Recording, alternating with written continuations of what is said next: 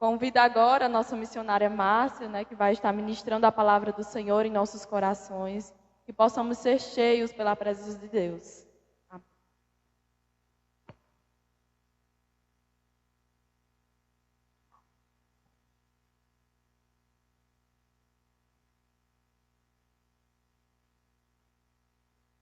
Boa noite, amados. Graça e a paz, amém? Louvamos ao Senhor por mais esse dia, essa noite, o privilégio de estarmos aqui. E hoje nós temos aí um tema bem interessante para compartilhar. Não sei se alguns estão curiosos, Eu fiz aí uma convocação. E aí no final vocês vão entender, na verdade é uma palavra há muito tempo que Deus já falou ao meu coração. E eu sempre digo que eu sei que tem a hora, o tempo, o momento de compartilhar, Então, esse é o momento que o Senhor nos deu o sinal verde, vamos dizer assim, para compartilhar essa palavra. Então, abra bem seus ouvidos. Não quer dizer que os outros dias não é especial, mas eu quero dizer que essa sim, certo? É assim, é bem direta para o nosso coração e vocês vão compreender. Então, abra aí, primeiro aos Coríntios, a primeira carta de Paulo aos Coríntios, capítulo 1.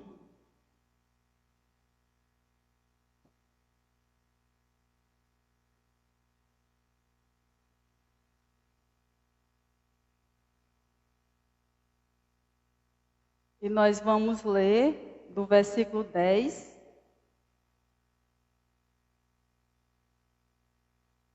Primeiro aos Coríntios 1, do 10 ao 17.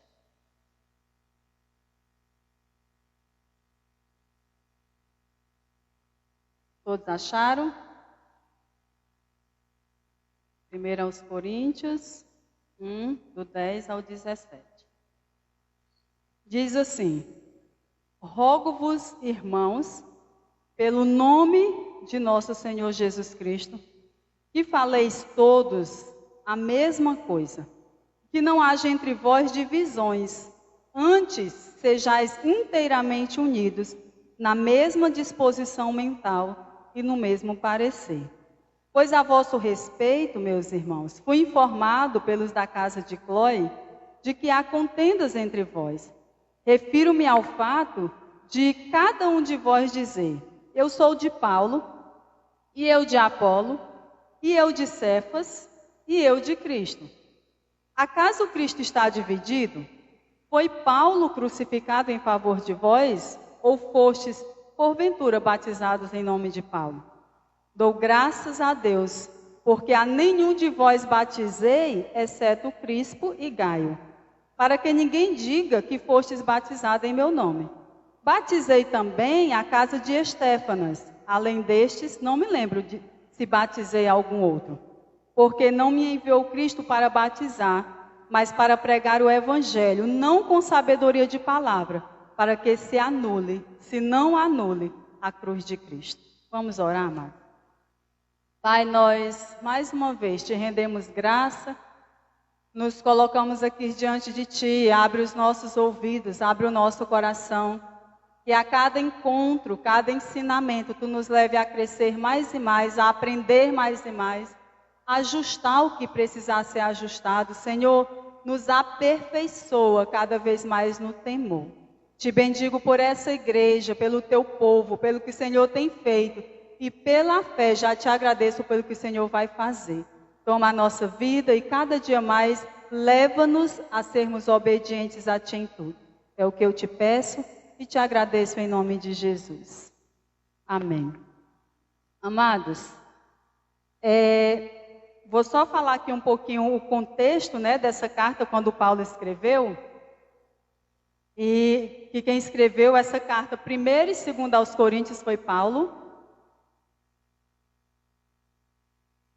Inclusive, até pela linguagem, que quando ele começa no versículo 10, a gente percebe, é a mesma forma como ele fala lá em Romanos, capítulo 12, quando ele diz, rogo-vos, pois, irmãos. Então, Paulo era um estilo dele.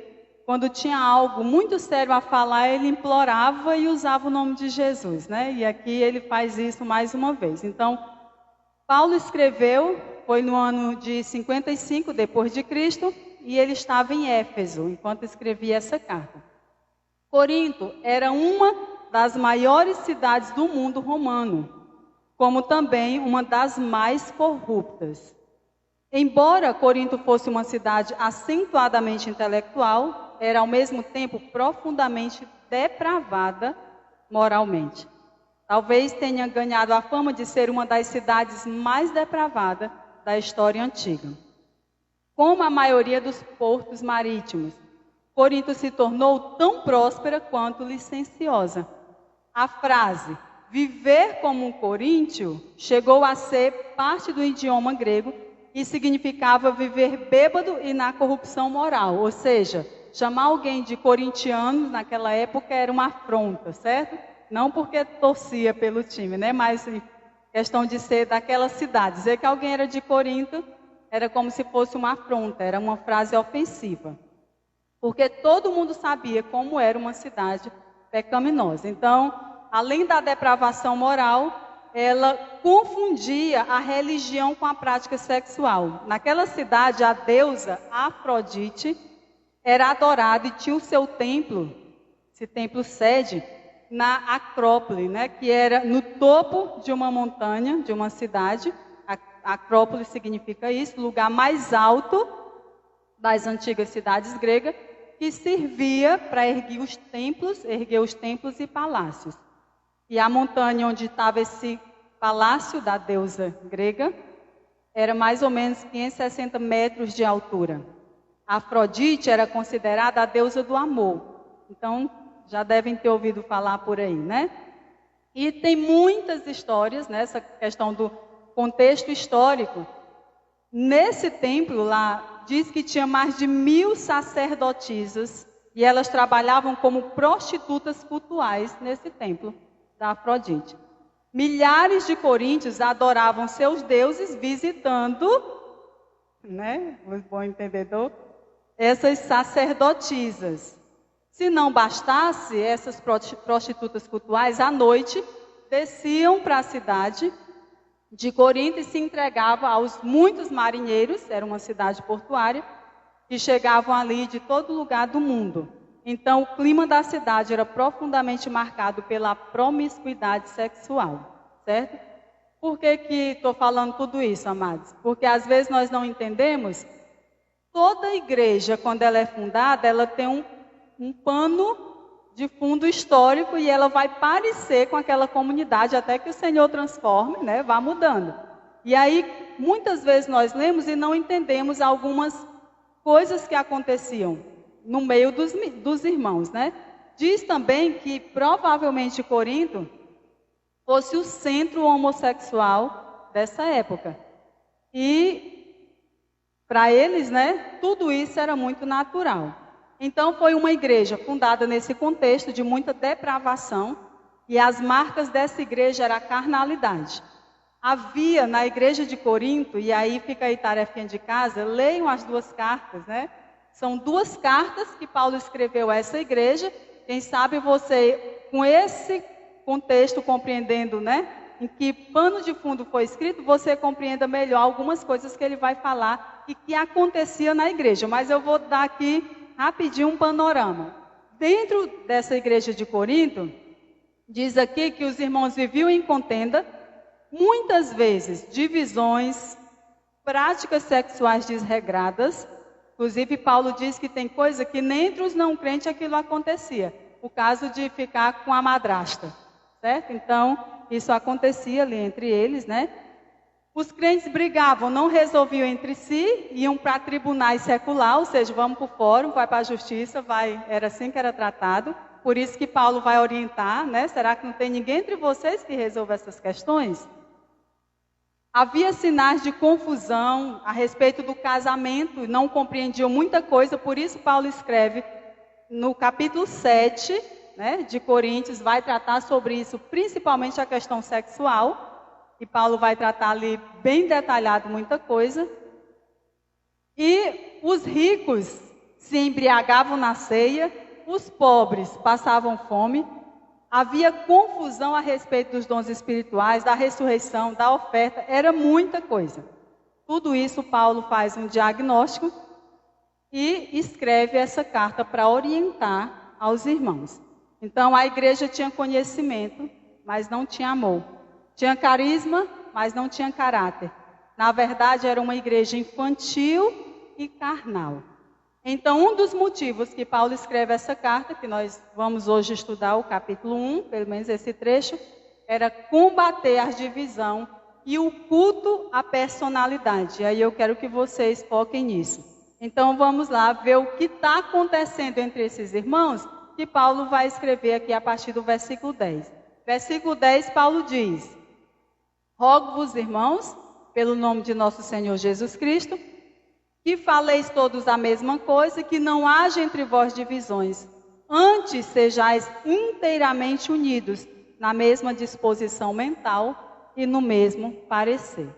Nós vemos aqui Paulo apelando àqueles irmãos, e ele apela em nome de Jesus, que não houvesse divisão entre eles, mas que houvesse unidade. Inclusive, não sei aí na sua Bíblia, mas aqui na minha tem até um títulozinho, exortação à unidade, não é isso?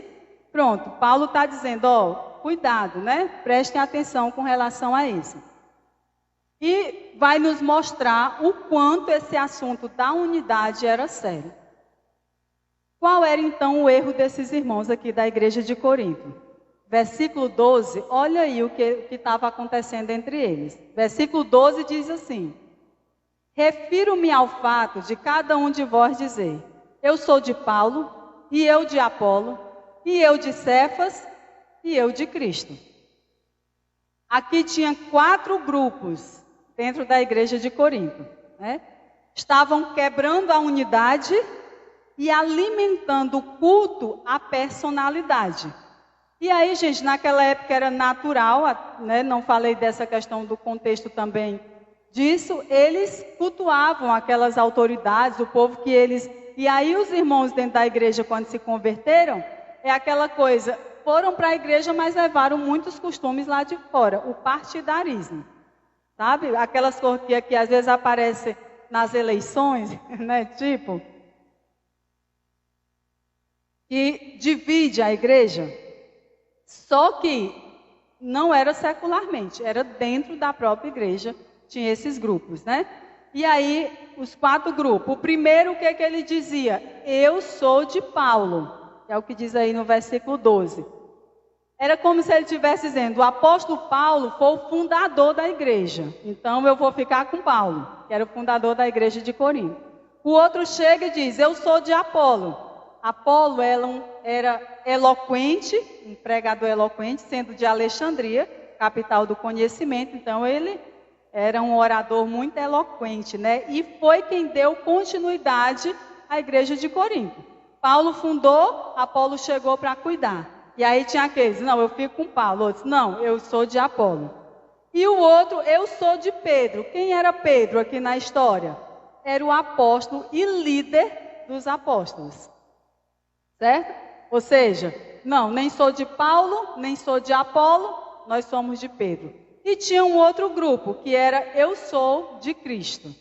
Então a igreja estava dividida em 4 blocos. Até estudar profundamente esses 4 grupos, eu achava que o último era o tal, mas nós vamos compreender aí que era tão errado quanto os outros, o que era que eles estavam querendo dizer. Então, os cristãos de Corinto estavam divididos em grupo, cada um preferindo seguir o exemplo do seu mestre.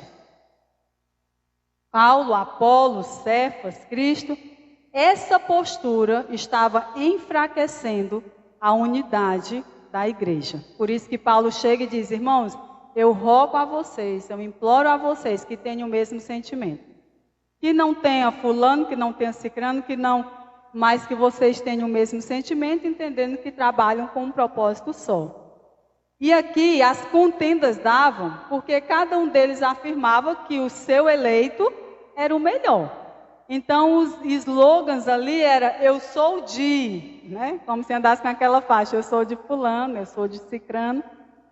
E aqui, queridos, soam como um culto à personalidade.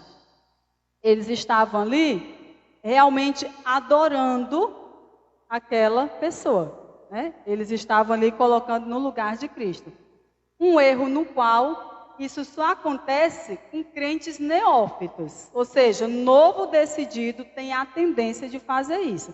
Ele se apega naturalmente àquele que ganhou ele para Jesus, que falou de Jesus para ele. É natural, certo?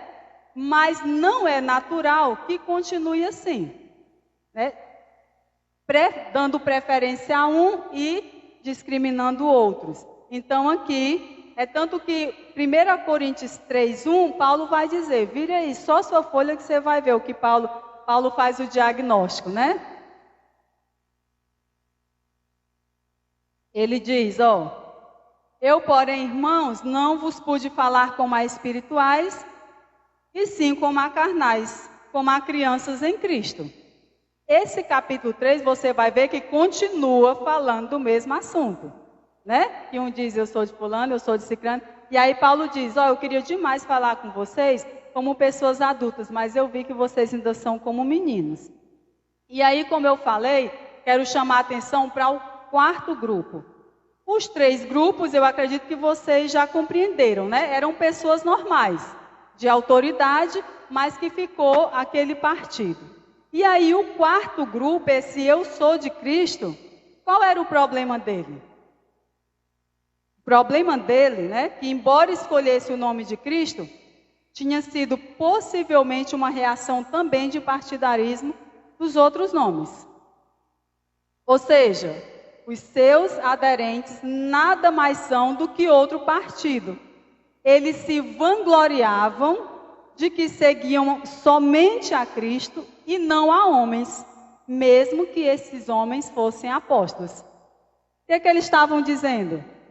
Eu não sou nem de Paulo, eu não sou de Apolo, eu não sou de Cefas, eu sou de Cristo. Eu não me submeto a ninguém, eu não vou para lugar nenhum, eu não tenho igreja porque eu sigo só a Cristo. Era um outro partido.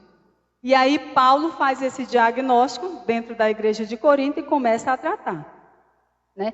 Até porque, queridos, se esse contexto aqui não fosse esse de partidarismo, se eles não tivessem errado, Paulo não ia botar no mesmo pacote junto com Apolo, Paulo e Cefas, botar Cristo. Porque se aquela turma que dizia seguir a Cristo fosse sério com relação, fosse seguir a Cristo biblicamente e não dessa forma errada, Paulo não ia tratar aqui. Então, esses que se diziam de Cristo, é provável que eram os membros do partido, eles se consideravam os mais espirituais. Era um grupo na igreja que se considerava acima dos demais e não se submetia a nenhuma liderança. Dizia, eu não quero nem que Paulo mande de mim, nem que Apolo mande de mim, nem que Cefas mande de mim, só quem manda na minha vida é Cristo.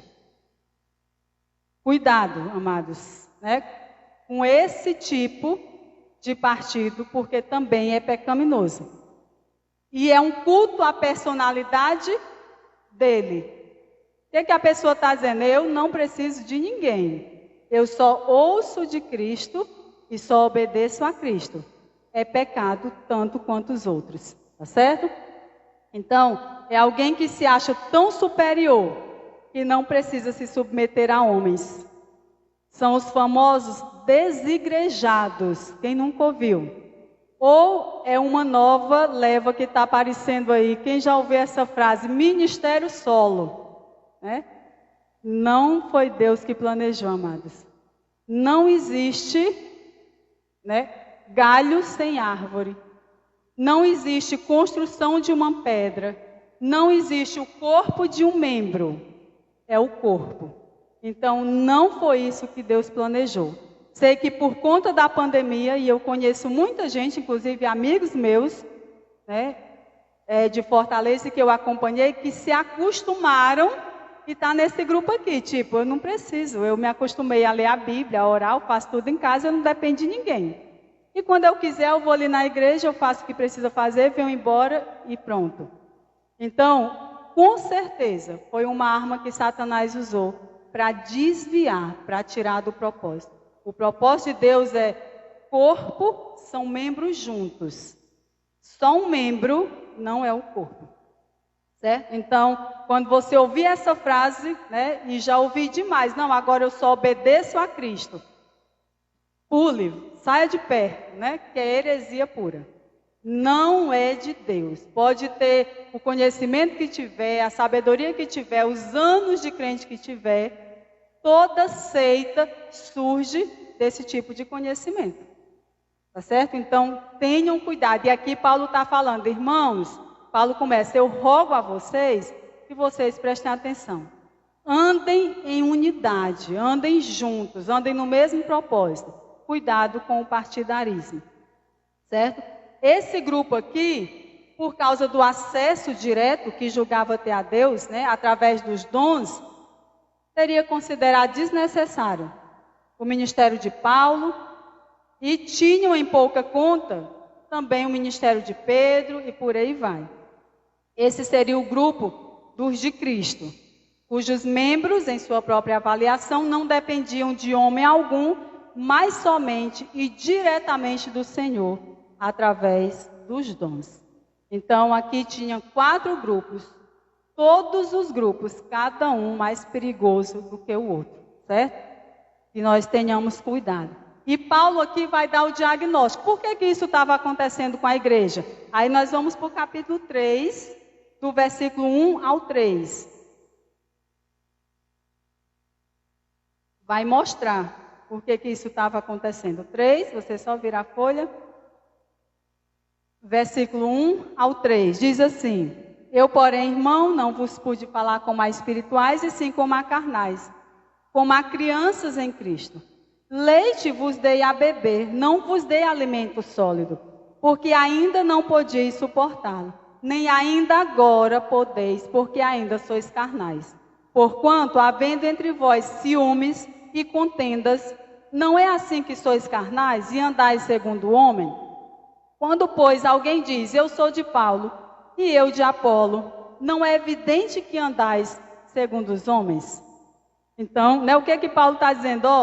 Quando a igreja se porta assim, é uma igreja infantil, imatura e precisa ser orientada, precisa ser ensinada. O problema, queridos, é que em alguns lugares os próprios líderes fazem questão de manter esse culto à sua própria personalidade. Porque não entende que não edificamos, e Paulo aqui mais na frente vai falar. Paulo vai dizer quem é Paulo. Eu acho até interessante quando ele diz quem é Paulo, quem é Apolo, quem é... se não servos de Cristo. Certo? Então, o que é que nós precisamos entender? Que o dono da seara é o Senhor.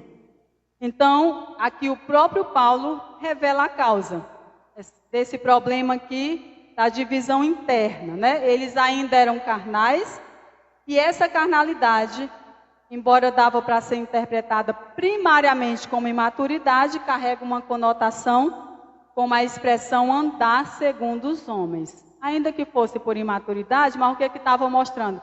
Ainda não tinham compreendido algumas coisas. E aí Paulo vai fazer 3 perguntas, voltando para o capítulo 1. Versículo 13. Paulo faz 3 perguntas.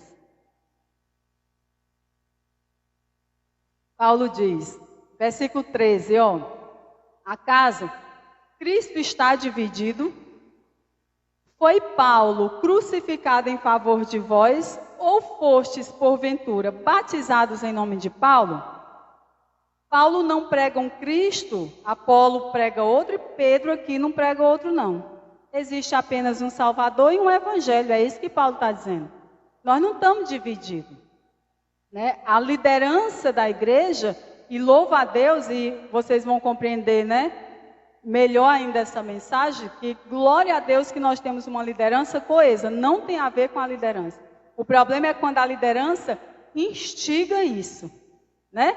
Faz o negócio acontecer dessa forma. Aqui, Paulo está dizendo, nem eu, nem Pedro, nem Apolo, nós não temos interesse nenhum em que vocês fiquem assim. Nós queremos que vocês compreendam que quem morreu por nós foi Jesus, quem ressuscitou foi Jesus. Então, Paulo foca na cruz de Cristo. Paulo diz que as divisões na igreja, elas são absurdas. porque estão levando os crentes a pensar que Paulo estava pregando um Cristo diferente de todos os outros, certo? Há somente um Salvador, há somente um Evangelho. Então, Paulo vai aqui chamar a atenção para a cruz, quando ele diz: quem foi que morreu por vocês? Olha aqui, não foi nem Apolo, nem Paulo, nem Cefas. Quem morreu por vocês? Foi Jesus. Paulo lembra que não é o nome dele que há poder. Quando ele diz: nenhum de vocês foi batizado no meu nome. E eu também não batizei ninguém, porque só há poder no nome de Jesus. Certo? Precisamos ressaltar aqui que o mais importante não é o mensageiro, mas a mensagem. Paulo precisa perguntar àquela igreja, e aí a gente vai de novo para o capítulo 3, versículo 5, quando Paulo pergunta.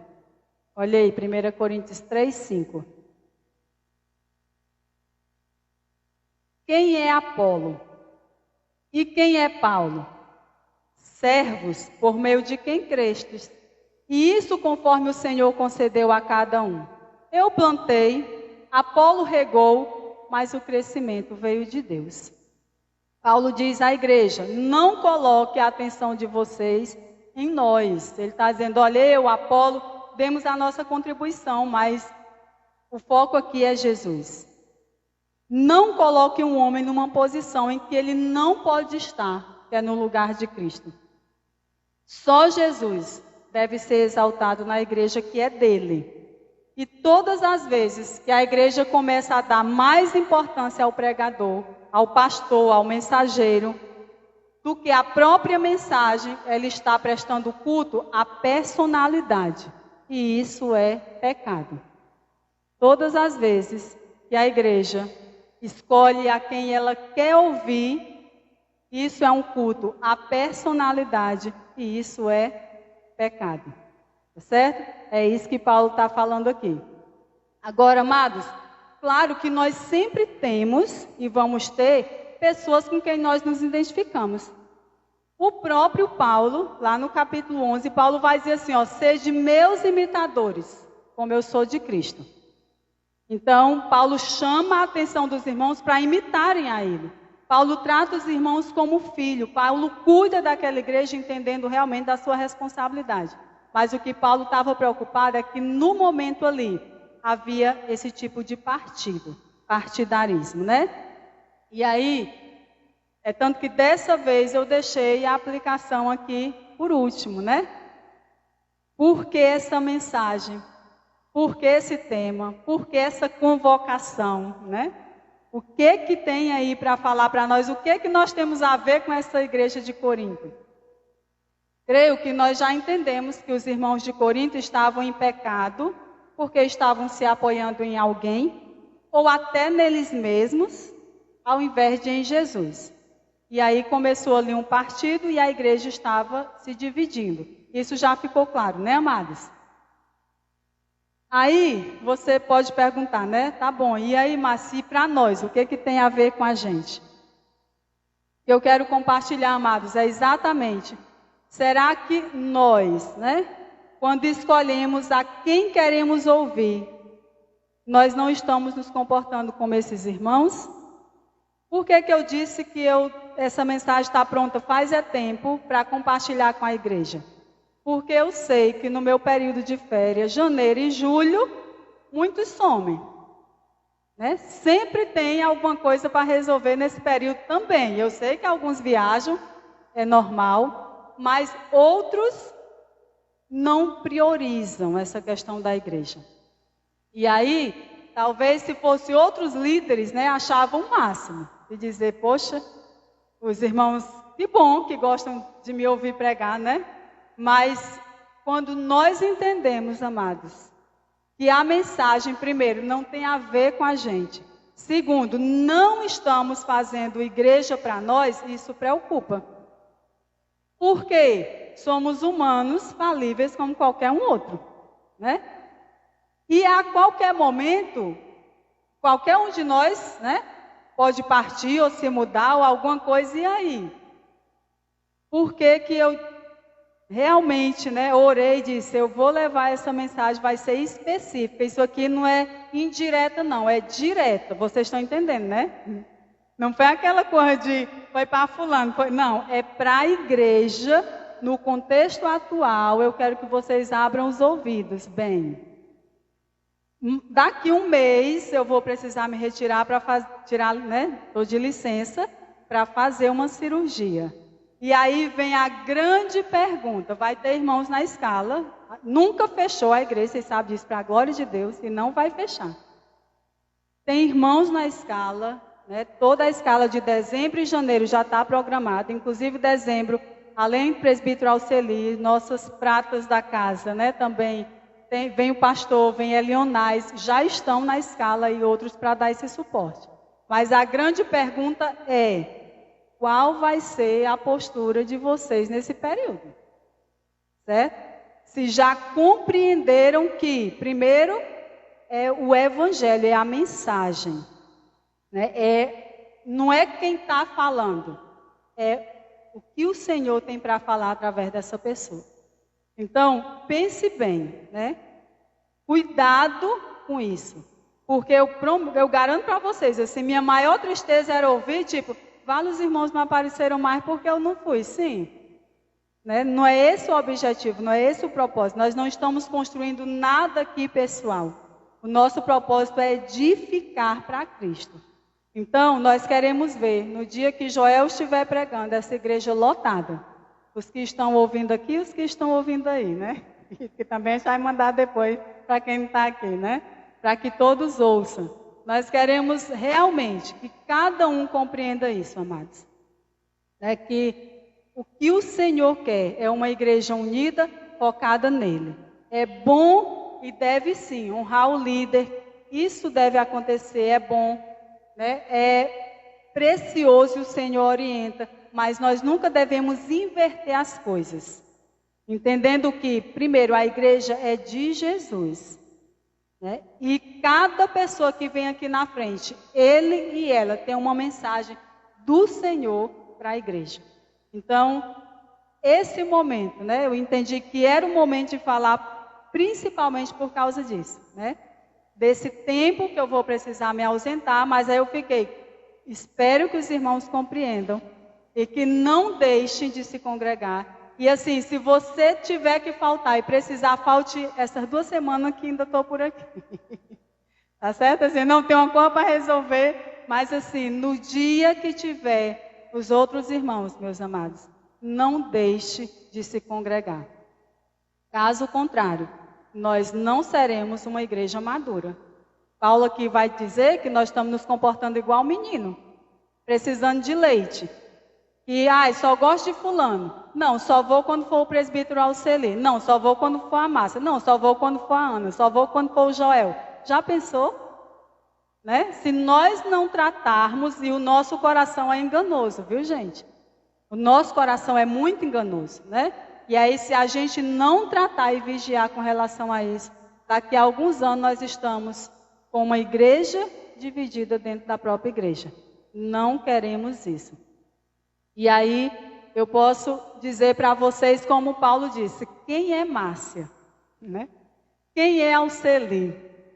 Quem é Joel? Quem é Ana? Quem somos nós, amados?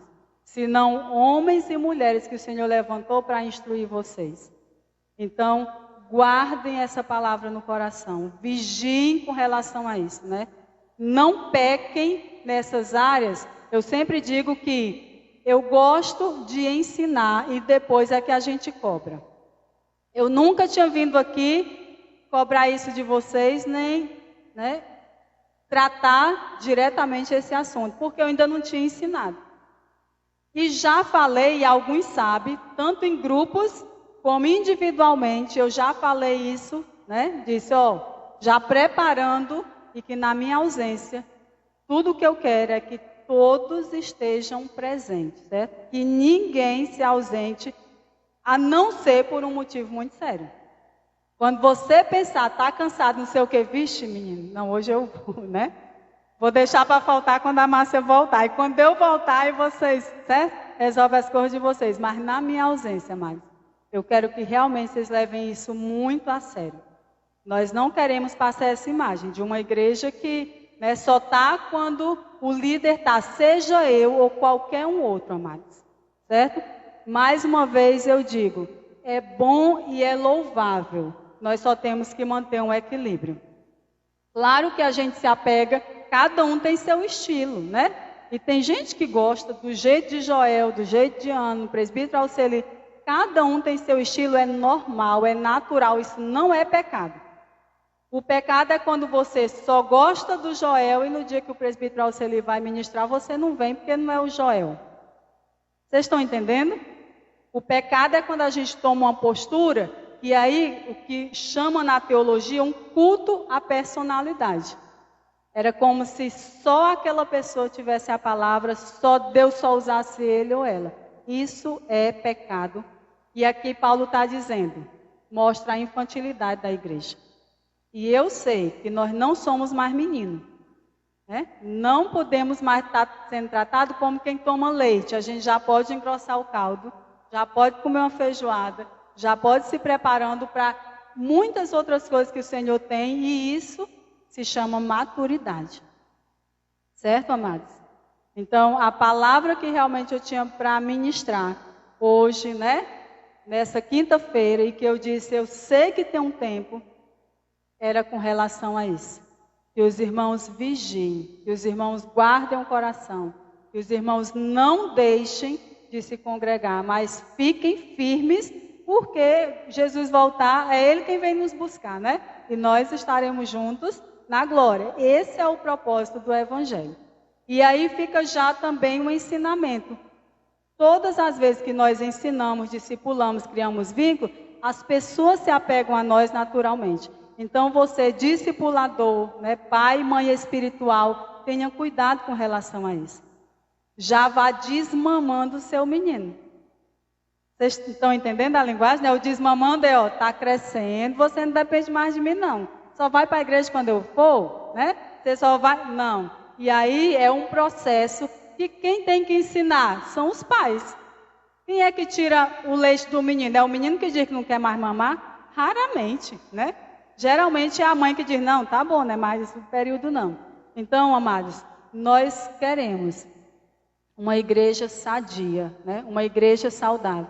A palavra que eu trouxe é de advertência, não é tanto de repreensão, porque eu sei que também, mesmo na minha ausência, muitos vêm, mas eu também sei que alguns não vêm. Então, por conta disso, e que para que Satanás não use essa situação para lhe desmotivar, lhe trazer, você acabar se tornando fraco espiritualmente, a palavra que o Senhor está nos orientando essa noite é essa. Abra o coração, abra o seu ouvido e tenha cuidado com relação a isso. Amém, queridos? Então vamos ficar de pé, vamos orar. Que Deus esteja aí abençoando a vida de cada um, Nossas vidas em todo tempo, confiando no Senhor, tá certo? Mais e mais olhando para o alto, Então vamos orar. Pai, nós te bendizemos por essa noite, te rendo graça pela tua igreja, pelo teu povo. Obrigada, Senhor, porque tu nos ama e tu nos orienta. Que tu nos leve à maturidade. Faça dessa igreja uma igreja madura, uma igreja equilibrada, uma igreja que ame ao Senhor. Mesmo amando os seus líderes, amando aqueles que os ganhou para Jesus, mas eles não percam o foco e entendam que o foco principal é o Senhor. Nos ajude também, Senhor, como líderes, aqueles que o Senhor tem dado o privilégio de evangelizar, de discipular, de orientar outros, a trabalharmos essa questão de levar a visão deles para ti. Porque, como disse Paulo, quem somos nós? O Senhor é que realmente é o foco, o Senhor é que é o Todo-Poderoso. Como essa igreja continue sustentando, levando para mais perto de ti. É o que nós te pedimos essa noite. Já te agradecemos em nome de Jesus.